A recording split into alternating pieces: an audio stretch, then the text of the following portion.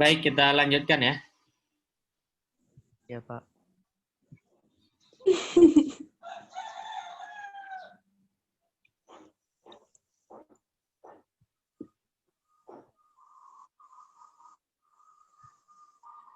Nah, jadi kita lanjut pembahasannya.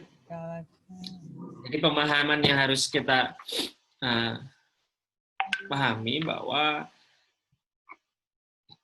ada keterkaitan di dalam kehidupan masyarakat antara manusia dan hukum. Karena di dalam pemahaman salah satu ahli filsafat gitu ya, Aristoteles mengatakan bahwa manusia itu adalah zon politikon, di mana manusia itu hidup berkelompok, ya, selalu cenderung untuk membentuk suatu organisasi, dan itu selalu hidup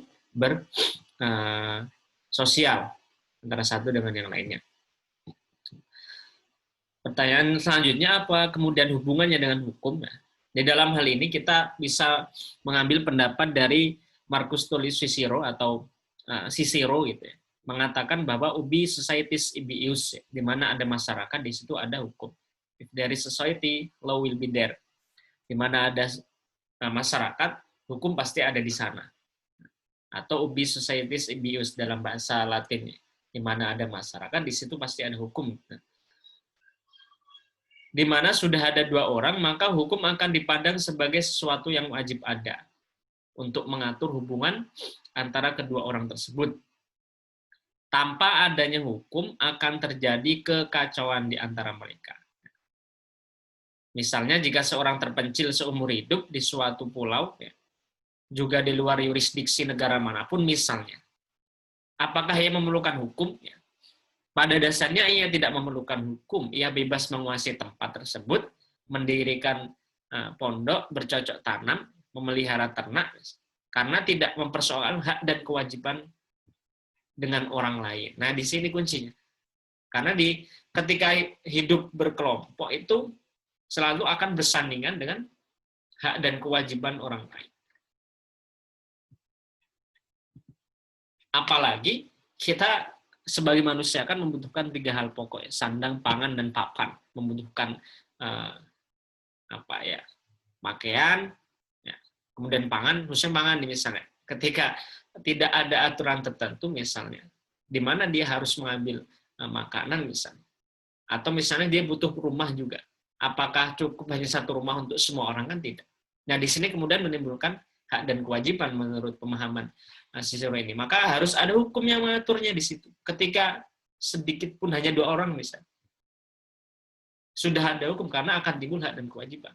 Nah, berbeda ketika dikatakan apakah ketika orang terpencil hidup di suatu wilayah tertentu tidak masuk di dalam yurisdiksi negara manapun, tapi ya ini hal yang sangat hal yang sangat mustahil gitu ya, dia hidup di dalam yurisdiksi negara itu ya tidak ada gitu. Ya misalnya ini hanya misal. Apakah yang membutuhkan? Pada dasarnya tidak, karena dia tidak ada hak dan kewajiban dengan orang lain di dalam pemahaman ini. Namun kemudian ya, tetapi apakah di situ tidak ada hukumnya? Kemudian pertanyaan yang lebih mendalam, apakah di situ tidak hukum? Nah, dari sudut pandangan filosofi Yunani kuno misalnya, di tempat itu pasti ada hukum. Apa yang hukum yang ada di situ? Ada hukum alam, natural law. Ada hukum alam di situ. Di mana hukum alam merupakan hukum tertulis dalam alam serta berlaku untuk semua masa dan semua tempat. Demikian juga dari sudut pandang teori hukum alam teologis misalnya, seperti Thomas Aquinas, karena di situ juga berlaku hukum alam sebagai bagian dari hukum Tuhan. Nah, tapi kalau membicarakan secara berlaku secara sosial tadi ya, kalau hidup sendiri tidak di dalam, kalau dengan catatannya, kalau sudah berada di yurisdiksi negara tertentu pasti ada hukum. Nah, kalau dia hidup di dalam yurisdiksi, maksudnya yurisdiksi itu wilayah hidup, wilayah tempat bagian dari negara mana bisa. Kalau tidak ada bagi negara manapun, dia pada dasarnya tidak membutuhkan. Tapi apakah di situ ada hukum? Ada hukum alam yang berlaku di dalam. Ya, hukum alam ini hukum yang hukumnya Tuhan gitu istilahnya. Ya kita sering mendengar itu natural law. Misalnya menurut aliran hukum alam teologis ya, Thomas Aquinas ya ada hukum Tuhan di situ. tidak dibentuk oleh manusia karena tidak ada yang membentuknya, hanya manusia sendiri, ya Tuhan yang membentuk hukum itu. Ketika ya hukum alam itu misalnya ya terjadinya bencana alam misalnya, ataupun misalnya ya kan banyak seloroh gitu, yaitu hukum alam gitu. Ketika apa itu, pohon-pohon di hutan banyak ditebangi, maka akan terjadi banjir misalnya. Yaitu hukum alam karena tidak ada penopang untuk menyerap air sehingga meluap gitu, istilahnya demikian. Abrasi di pantai karena tidak banyak tanaman, yaitu hukum alam. Nah, istilah itu. Dia berhadapan dengan hukum alam, meskipun tidak berhadapan dengan hak dan kewajiban orang lain. Nah, kembali lagi dalam konsep pemikiran Cicero itu bahwa di mana ada masyarakat, di situ pasti ada hukum. Ius ubi societis ibi ius, ya, istilah. Ya, ini istilah yang paling umum gitu. Nah, paling banyak terdengar nanti ketika kita bahasan hukum pasti ada istilah ini. Ada masyarakat, di situ ada hukum. Nah, selanjutnya, kenapa membutuhkan hukum? Ya, di sini tadi selain norma, ada norma kesusilaan. Nah, tadi sudah dijawab ya, jawaban sementara bahwa di situ ada hukum itu untuk mengatur ketertiban manusia. Nah, tapi tadi kalau di sini masih bisa disangkal misalnya norma kebiasaan, norma kesusilaan itu juga bisa mengatur ketertiban. Nah, di lain itu, nah di sini yang dibutuhkan. Kenapa membutuhkan hukum? Menurut Ruskopon, ya, dalam masyarakat terhadap berbagai kepentingan yang dilindungi oleh hukum yang diklasifikasikan atas 3 kategori. Jadi menurut Ruskopon itu tidak semua kepentingan yang ada di kepentingan manusia yang ada di masyarakat itu tidak bisa dilindungi oleh hanya norma kesusilaan dan norma kebiasaan. Maka disinilah butuh hukum untuk melindungi kepentingan manusia yang ada di masyarakat itu. Selain untuk menertibkan, membuat kenyamanan dalam masyarakat, ternyata karena semakin kompleksnya kebutuhan, semakin kompleksnya kehidupan masyarakat itu, sehingga ada kepentingan-kepentingan yang itu tidak bisa mengandalkan hanya dari norma kesusilaan dan norma kebiasaan. Dan itulah hukum dibentuk untuk melindungi salah satu pelindungan kepentingan manusia. Nah, di sini ada beberapa ragam kepentingan yang diuraikan Ruskopon. Misalnya pertama adalah kepentingan umum. Kepentingan-kepentingan dari negara sebagai badan hukum dalam mempertahankan kepribadian dan substansinya. Pertama itu kepentingan negara. Negara itu punya kepentingan untuk mempertahankan keutuhan negara, mempertahankan kedaulatan negara, melindungi negara dari serangan negara lain, melindungi negara dari ancaman dari negara lain untuk merongrong kedaulatan negara. Maka dibutuhkan hukum. Kemudian kepentingan-kepentingan dari negara sebagai penjaga kepentingan masyarakat. Kepentingan negara untuk menjaga kepentingan masyarakat, maka dibutuhkan instrumen hukum melindungi kepentingan. Nah, nanti diuraikan selanjutnya kepentingan apa saja yang dibutuhkan manusia. Pertama ini adalah kepentingan umum, ya, di mana negara membutuhkan dalam konteks negara. Kepentingan masyarakat. Nah, ini kepentingan dari negara untuk melindungi masyarakat. Kepentingan bagi keselamatan umum. Kepentingan masyarakat dalam jaminan bagi lembaga sosial yang meliputi perlindungan bagi hubungan kerumah tanggaan, lembaga-lembaga politik dan ekonomi yang telah lama diakui dalam ketentuan hukum, lembaga perkawinan atau perlindungan keluarga sebagai lembaga sosial yang melindungi bahkan melindungi kesejahteraan masyarakat, melindungi bahkan di sini negara sudah masuk di dalam melindungi keutuhan rumah tangga agar satu sama lain terlindungi misalnya hak-haknya.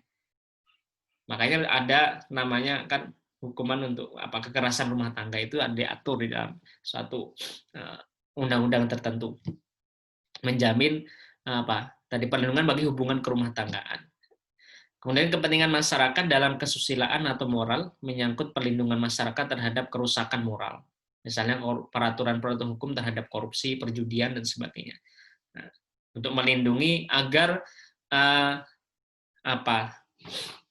norma-norma sosial, norma kesusilaan itu tetap terjaga di dalam masyarakat. Maka dibentuklah suatu hukum untuk melindungi hal itu dari negara.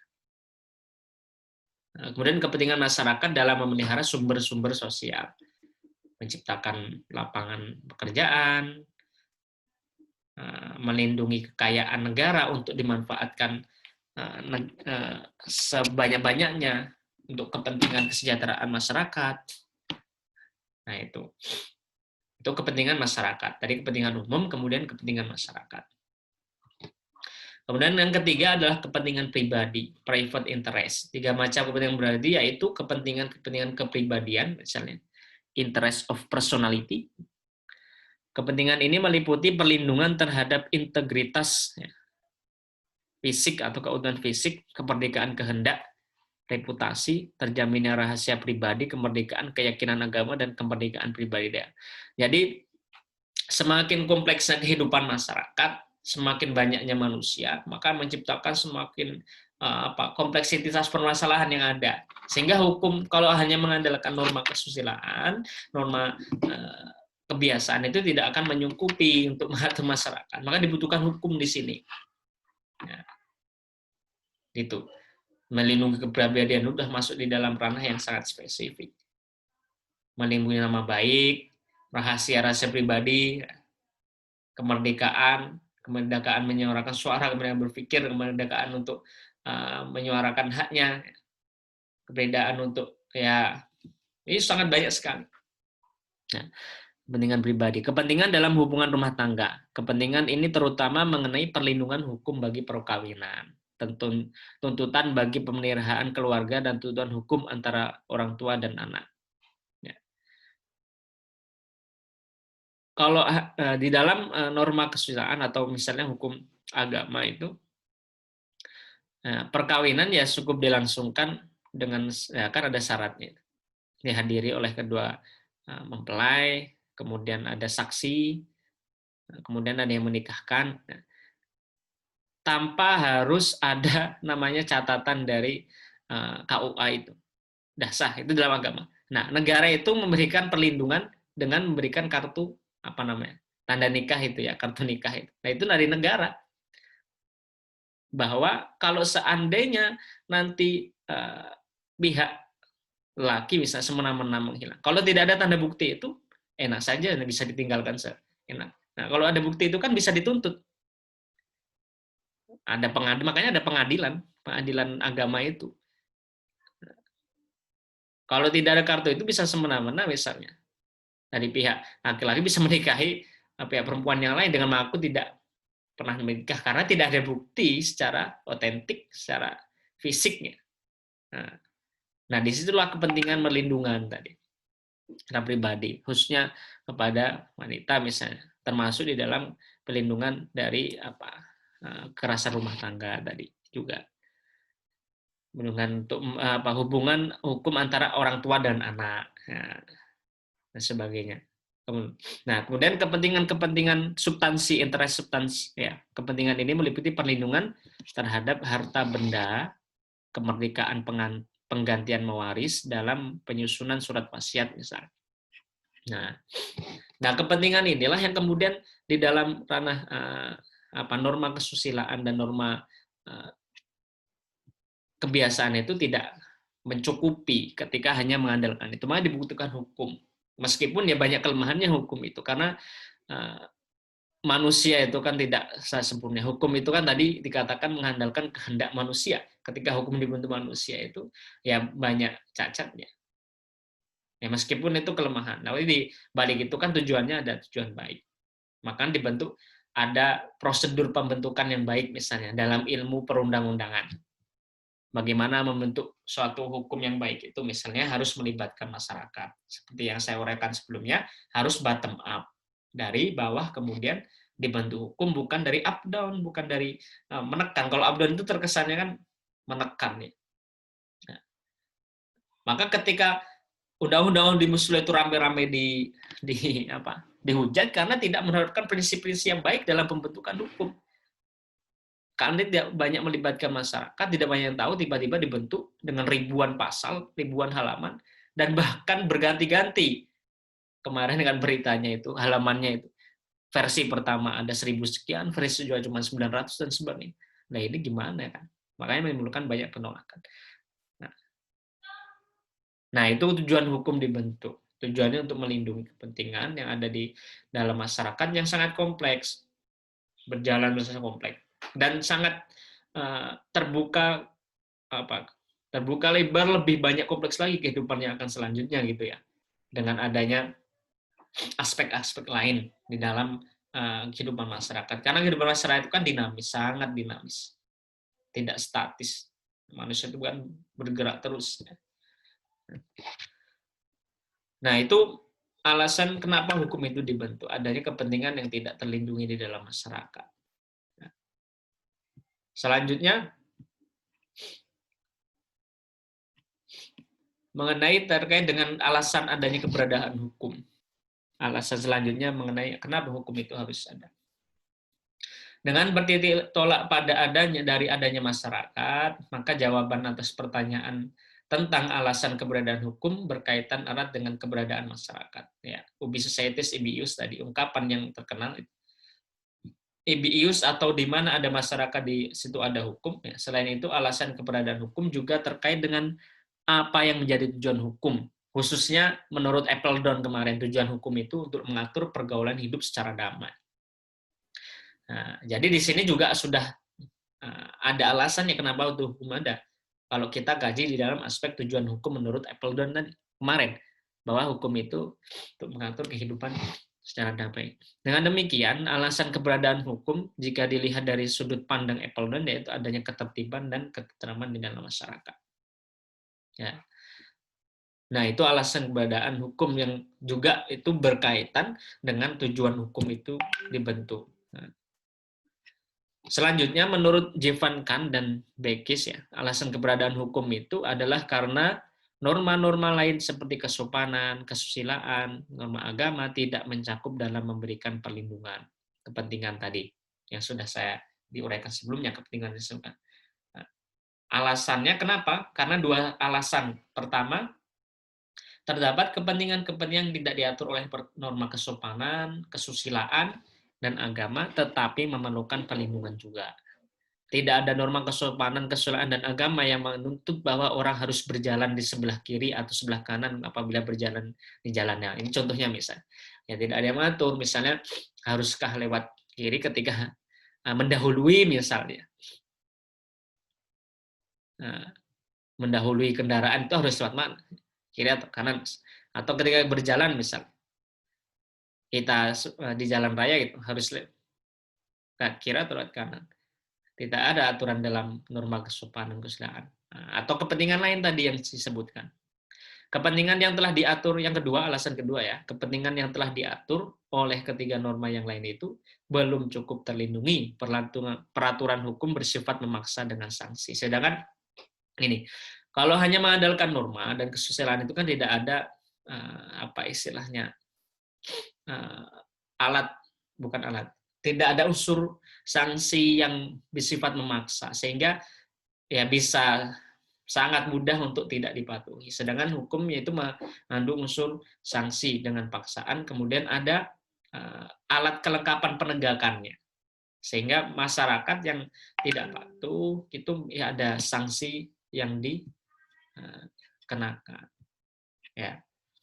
Nah, di situ kemudian mengapa hukum itu penting diadakan, penting untuk dibentuk, meskipun ada norma susila, norma agama, norma yang lain yang ada di masyarakat yang juga menopang ketertiban. Tapi di sini aspek hukum juga memiliki kedudukan yang penting di dalam pembentukan ketertiban. Karena perkembangan masyarakat yang kompleks ya, yang dinamis, berjalan sangat kompleks, itu membutuhkan tatanan yang lebih dapat merespon kehidupan masyarakat itu. Maka hukum itu harus merespon. Nah, disinilah kemudian hukum itu dibutuhkan untuk membentuk hubungan, melindungi kepentingan masyarakat. Mohon maaf Pak, Ya. izin maaf memotong sebentar. Ya. Ada teman yang mau masuk juga Pak. Tadi wifi-nya mati, ini baru hidup. Oh. Iya Pak. Iya sudah, tapi ini nggak ada lagi, udah kosong. Oh iya, udah Pak. Kasih Pak. Nah, situ kemudian kenapa kenapa hukum itu dibutuhkan di dalam masyarakat. Nah, untuk di dalam hal ini, di dalam pembahasan lebih lanjut, bagaimana cara membentuk hukum-hukum yang bagus di dalam sistem ini bisa dipelajari nanti di dalam mata kuliah legislatif drafting istilahnya, pembentukan peraturan perundang-undangan yang lebih mengkaji terkait dengan bagaimana harusnya satu hukum itu dibentuk agar lebih mengedepankan bisa meramu aspek sosiologis dan aspek filosofis tadi. Karena ketika hukum itu diterapkan itu berhadapan dengan keduanya. Untuk materi hari ini itu sampai di situ. Untuk sekedar info untuk materi yang sebelumnya sudah saya upload di blog saya, silahkan bisa untuk di-download materi yang minggu lalu ya. Dan saya berikan kesempatan kalau ada yang mau tanya, menanggapi terkait dengan mata kuliah hari ini. Silahkan.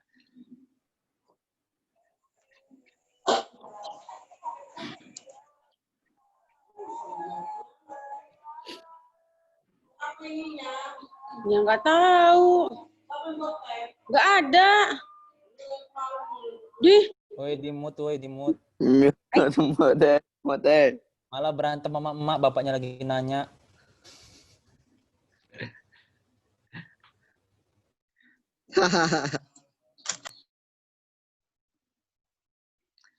Oke, ada yang tanya atau berikan pernyataan? Blognya di mana Pak? Yang kemarin Blognya di mana Pak? Di mana Pak? Di WordPress. Nah. Ya udah Pak, nanti Pak. Ntar di download Pak. Oke.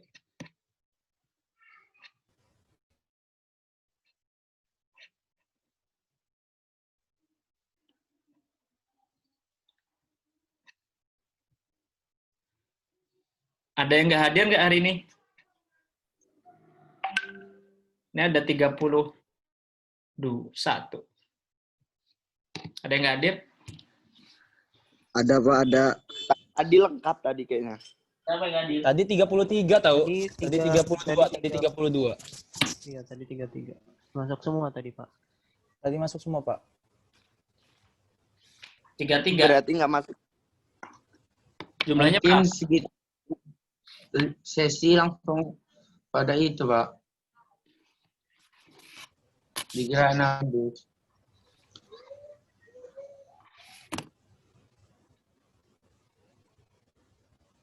Tobi ada nggak, Tobi? Oh iya, Tobi. Hadir. Hadir? Ada. Oh iya. Hadir, Pak. Hadir Pak. Merah Ahmad?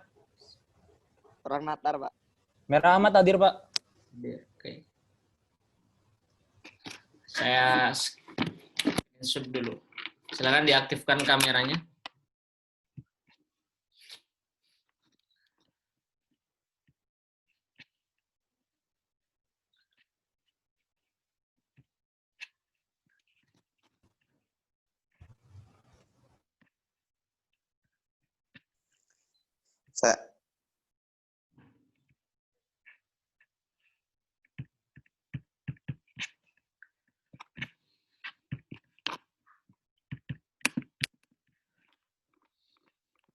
Silakan diaktifkan, saya screenshot ya. Riza Erlangga siapa, Boy?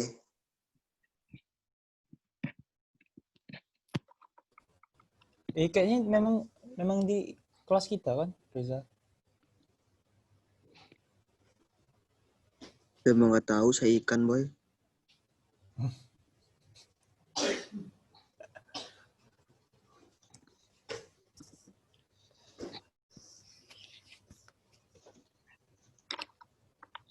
Oke, baik. Kalau tidak ada pertanyaan, kita akhiri perkuliahan pada hari ini ya. Terima kasih. Baik, atas Pak. perhatiannya. Selamat beraktivitas. Masih ada kuliah lain enggak? Nggak ada, Pak. Nggak ada, Pak. Tidur, Pak. Absennya berarti sama Kosma, Pak ya? Sama Kosma aja Pak absennya Pak. Iya, sama Kosma. Ya, nggak apa-apa. Oke, sama Kusmo ya. Baik, mari kita akhiri dengan baca hamdalah.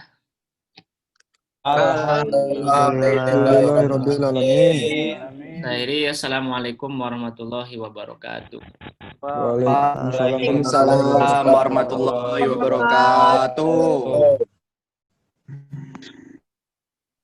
Dari.